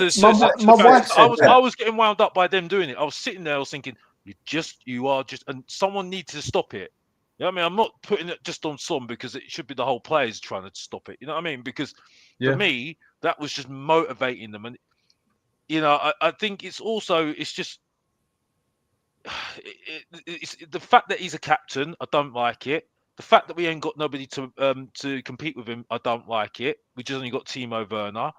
And the fact now that he's not developed his game, which I think that's again to the manager, because when I look at Jamie Vardy, for instance, you know, managers use him very well because they know how to use him.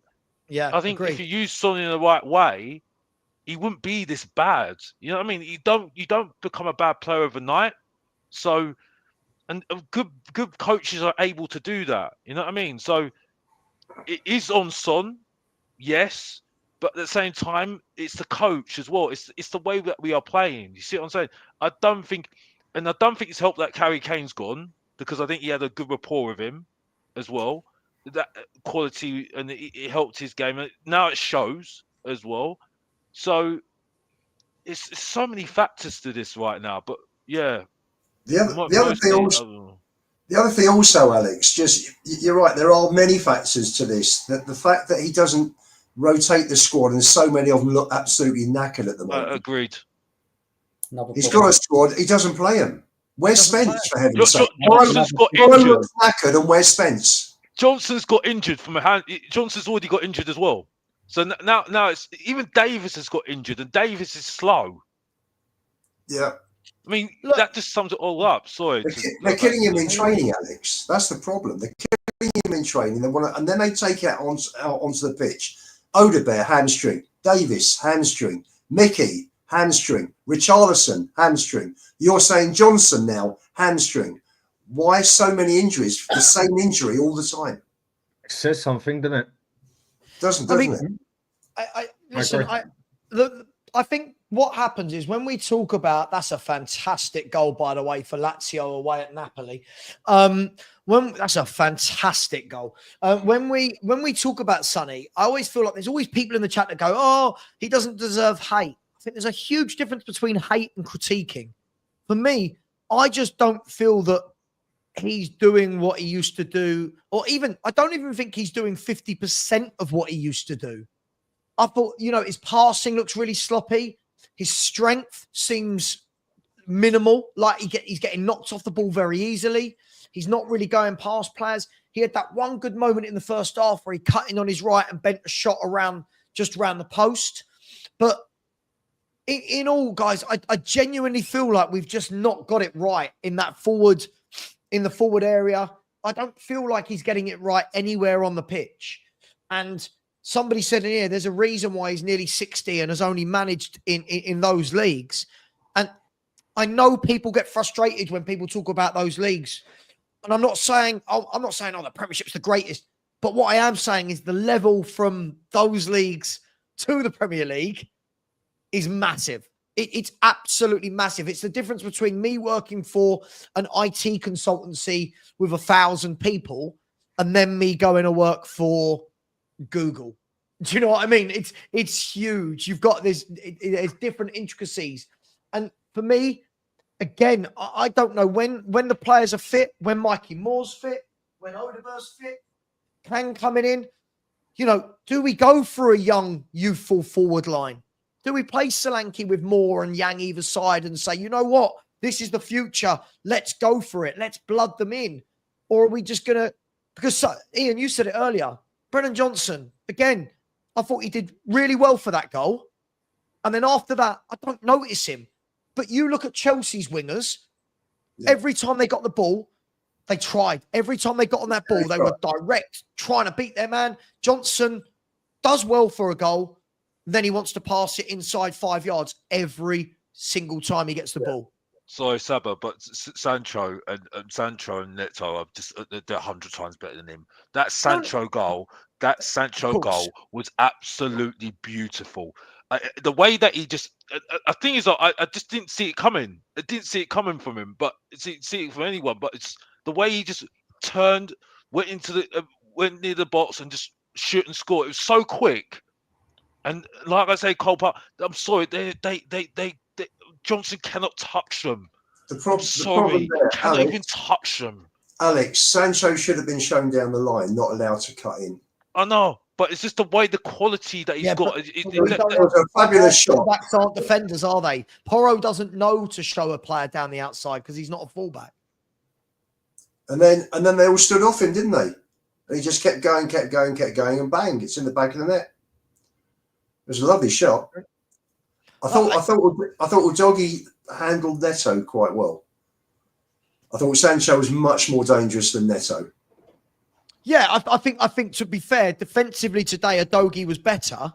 But he'd win the ball and then he'd give it away, and you were like, "Oh my!" Like, Sav, they were all doing that. They were all doing that. That was the problem. We let Chelsea take control in the first half of the first mad half hour of back and forwards. We just kept giving the ball away, and said to Chelsea, "Come on, bring it on," And they just, guys, that Levy, he had 100% pass accuracy in that first half. I'm not surprised though, Dan. I'm not surprised though, Dan, because he was very, very good. He was very, very good. He was very calm on the ball. The reason why we keep on letting the ball, giving away the ball, because we're too erratic. We're way too erratic. Like I said, and I watched it again today for Fulham against Arsenal. I see Sandraberg and I see that Lukic guy. I'm like, why have we not got midfielders like that? No disrespect, but why have we not got midfielders like that? And we're saying that it's too expensive. Sancho, Neto, even Sterling. 3 players we could have picked up. Maybe not Sancho on the long-term basis, but we could have got him on a loan and got a deal out of it because they were desperate to get him out of Man U. Neto, if we'd have put the money down, we could have got hold of him. I don't think his wages would have been stupid. But 3 players again that a majority of chat that I have seen have said they're not better than Johnson. They're not good enough for Spurs. Even Sterling, who is past. In the summer, Dan, I remember we said, God, Sancho's wanted. Would anyone take him? Nah, we wouldn't want What? Like, what are we... Look, can I ask one last question before we finish the show, guys? When I say can I, I'm going to, just so you know. Guys, we all know Levy should go. I'm going to ask you a question. Even if Levy wasn't the chairman, let's say we wake up tomorrow and, I don't know, Barry Johnson, whoever that is, Barry Johnson, American billionaire, has bought Tottenham Hotspur for $5 billion, and he says, I'm going to pump in 250 million every window for the next 10 windows until Spurs win anything. Would you want Ange to be the guy that is the beneficiary of Barry, did I say Barry? Of Barry Johnson's money? Because I'll tell you what, guys, I'll kick off and say, as much as I hate Levy, I wouldn't be giving any more money to Ange with his tactics. That's why I think. I think Ange is still thinking he's in the SPL, and he's had a shock and a half, which he should have learnt, which he hasn't. And I just don't think he knows. I don't even think he knows of a higher player standards than of the Scottish Premier League, basically. That's why he was so sure getting Johnson, and that would absolutely tear this up. And other players, I honestly just don't think the man is right for, how do we put this, upper class football or whatever, yeah? Because the Scottish Premier League is ranked lower than the USA League, for God's sake, and it is only a football league because the UK government supports it, for God's sake. There's a reason to it. He's not good enough. I'll say no. Yeah. I gave my answer already earlier when I came on.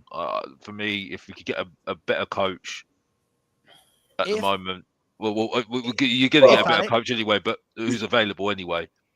Like Eddie Howe. Alex, Potter, I'll take right now. Ian, your son plays football, right? How old is he? 24. Could you ask his coach for whatever level of play if he's available and wants a job? It's because you do better. You do better. I genuinely don't see how a manager comes in and does worse than what Ange is doing. I genuinely don't. Really? There's no. I agree. They got to try. They got to salvage the season because December's important. So December's killing us. Do you remember we all said December we got 9 games in 27 days, and so far we've not won one of the 3 we've played. You got 1 out of 9, haven't we? And 1 point out of 9. You know what? I am that desperate at the minute now to get this man out of the club. Potter, I wouldn't say no to. Yes, screwed up at Chelsea, but I don't think he's a bad manager. The 2 big games. I would even take right now. This is going to sound terrible. I would even take Gareth Southgate right now. I think no, seriously. No. Southgate in. Let me go to a reason for it. Yeah, Southgate got a crap England team, player for player, brilliant, but playing together absolutely shit. To 2 finals and a semi-final. And I actually also think Southgate's tactics would actually suit this team better than Ange. I'm not saying I want Southgate, but give me a pick of one or the other. I'm going Southgate. If you've only got one or the other, I think Southgate would do a better job than Ange. That is how piss poor I think Ange is. Just want to say 2 things to finish off, Sav. Firstly, in terms of your question, we've got to get rid of Ange. The sooner we can get rid of him, the sooner we can try and salvage something from this season. Because there's still something. 3 things. There's still plenty to play for, which leads me on to point 2. The 2 big games we've got to win this month out of all of them, and the league is important. They've got to win the 2 cup games because it doesn't look at this stage as though we're getting anywhere near top 4. And thirdly, I just want to say it was a very good phone call on Radio 5 Cup on the way home, where they were talking about. I don't know who the Spurs fan was. There was an ex-pro there who was on with Alan Pardew, and they were saying that they were talking about the transfer window in the summer, how Postecoglou was left short of established play. The squad was thin, and someone turned around and said that if this was going to be a youth project, because they brought 4 kids in out of 5, then why didn't he get Pochettino? Because Poch was the guy to work with the kids. But Levy brought Munn in instead of taking Poch. Poch was at the end of the phone probably for 2 years, either side of Chelsea. Could have had Poch. One of Poch's guys was in contact with Hitchens for a year or 2 after Poch left. They talked every week. Why on earth didn't Poch was there waiting? If he didn't want to spend the money, Levy, and he wanted to get the wages down, and he wanted to build a youth project, why didn't he bring Poch in? The whole thing's a shambles from top to bottom. What does Mum know about football? He brought Ange in. The guy knows nothing because he worked for the City Group. Levy wanted him. Utter nonsense. When the CEO knows nothing about football, and that's where it starts, we're in serious trouble as a club. I completely agree. Look, by the way, I'll end the show on this. First of all, big up to Jamie Allen, who has said, in my opinion, I think Ange underestimated how good the Prem is and thinks his tactics are good enough, no matter which player plays them, hence our transfer windows. Jamie Allen, I completely agree with you. I think he thinks that you can do what you do at Celtic with the best squad in Scotland and win. And as I said, if you look, Celtic are currently, I think, 11 points clear of Rangers with Brendan Rodgers, and no one wanted Brendan Rodgers as manager. So I think that sums it up. A big up. Thank you, Jamie Allen. I'll end the show on this, guys. And I will send you all over to Tottenham away right now for their late night show, which I will go and join them for a few minutes. Guys, I'm always asked who would I want as manager. And as someone who watches a lot of football, there are many managers I would take. The Fiorentina manager is currently smashing it up. I would take the Real Betis manager. I think he's doing well. The Celta Vigo manager, I would take him. I would take Iriola. I would take Thomas Frank. I would take Potter over this bloke. I'm genuinely at the stage where I don't think any of these managers are as shit as Ange Postecoglou. P.S. I'm hearing a lot as well that De Zerbi is very unhappy living in France, I would go and get him and bring him in. But guys, it's been an absolute pleasure. Everybody, join me tomorrow morning, 10 a.m. for a Monday morning chat with Savva. That will be lively, I think, after today's game. Please subscribe to the Spurs Danalist. Please subscribe to Danny and the Hotspur Hood. Please subscribe to Mr. Box Office TV and subscribe to myself as well. Dan, Ian, Alex, much love and thanks again. Really enjoyed the show. Brother. Cheers, guys. Love everyone in the chat. Take care, everyone. And fingers crossed, tomorrow morning, we get the news. See you later, everyone. And as always, Levy out and come on, you Spurs.